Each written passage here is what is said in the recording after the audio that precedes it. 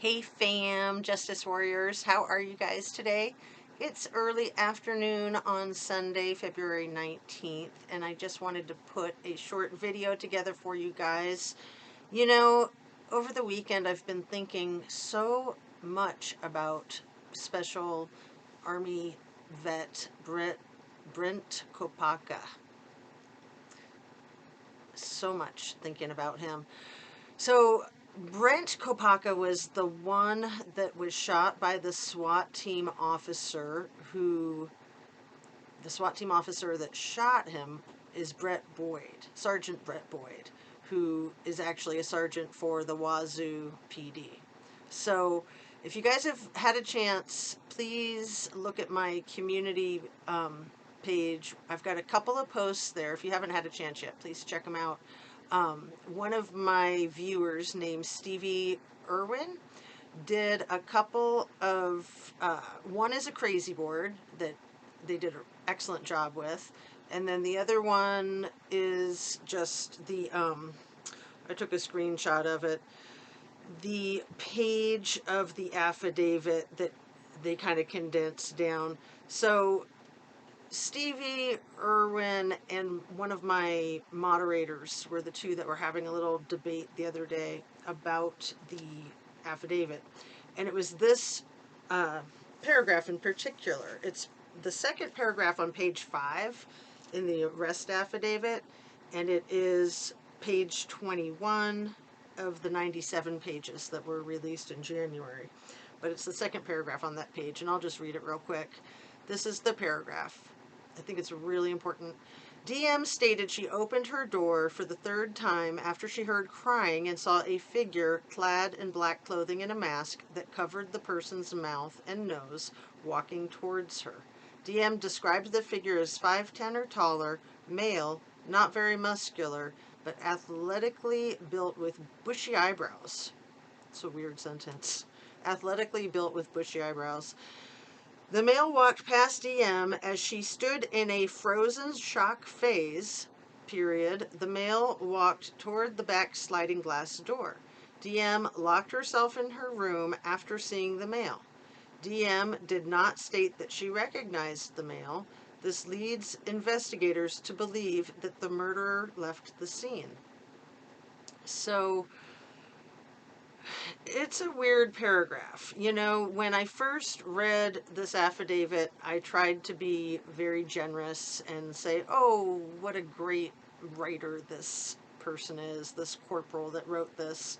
And as you can hear and see in that last paragraph that I read, it's just going all over the place. And one thing doesn't lead to another. And in a sentence like this, described the figure as 5'10" or taller, male, not very muscular, but athletically built with bushy eyebrows. Athletically built with bushy eyebrows. I don't mean to be a jerk about it, but come on. Like, the thing is a joke, really.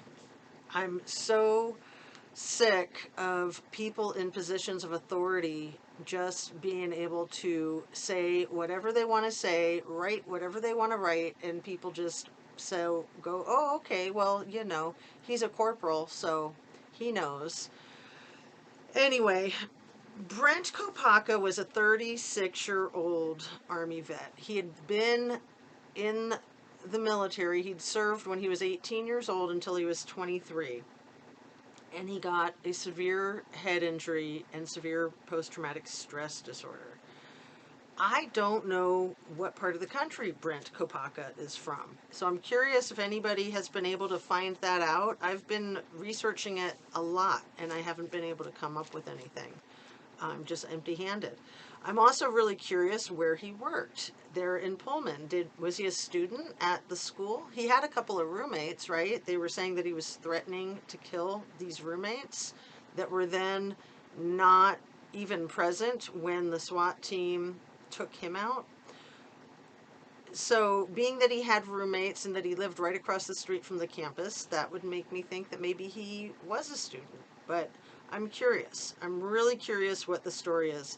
And it's been a couple of months since the incident happened, so my guess is it'll be a couple more months until there's a report written that we can make a public records request for. So the fact that he was 36 years old, the sergeant who shot him, the Wazoo Police Department sergeant that was part of the SWAT team that day, Brett Boyd, he was 37 years old. It's just interesting to me how close in age they are. And then when you look at Corporal Brett Payne and his brother, Kyle Payne. Kyle Payne is 2 years younger than Brent Kopacka, and then Brett Payne is 2 years younger than his brother. So they're all in their mid 30s-ish, give or take. And it just makes me wonder how much familiarity these people had with each other. If they were running in the same crowds, if they were competing for the same girlfriends, it just makes me wonder. 32, 34, 36, and 37. Quite a coincidence with the ages. Quite a coincidence. So, what was going on in the weeks and the days leading up to what happened with the Idaho 4 tragedy, right? We know what was happening in the weeks and the days leading up to the Kopaka tragedy because that was a month after what happened with the Idaho 4. So, are these two connected? They very well may not be connected, and they very well may be connected. And I think these questions need to be answered. But, you know, both of these incidents are just tragic nightmares that took young people from this earth way too soon. The bloodshed is just remarkable. It's really unfortunate.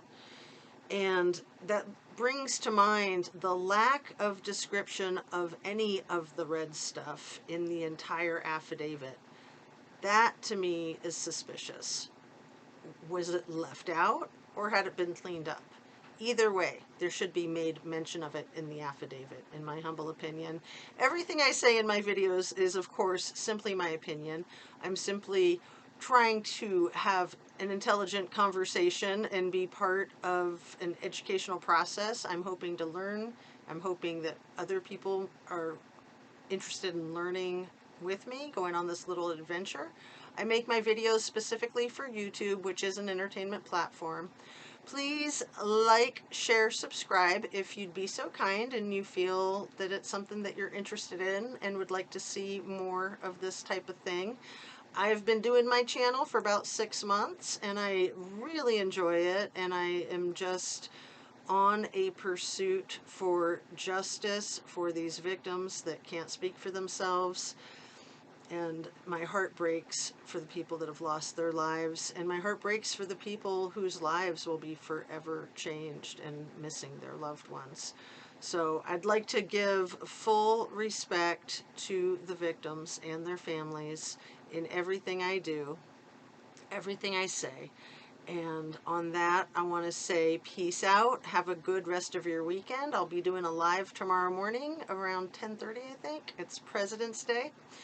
And as always, take care of yourself, eat well, exercise, make sure you try to get twice as many veggies as fruits, eat high protein, relax, meditate, pray, be kind, make sure that people are kind to you, and just take it easy, get your sleep. That is the most important thing.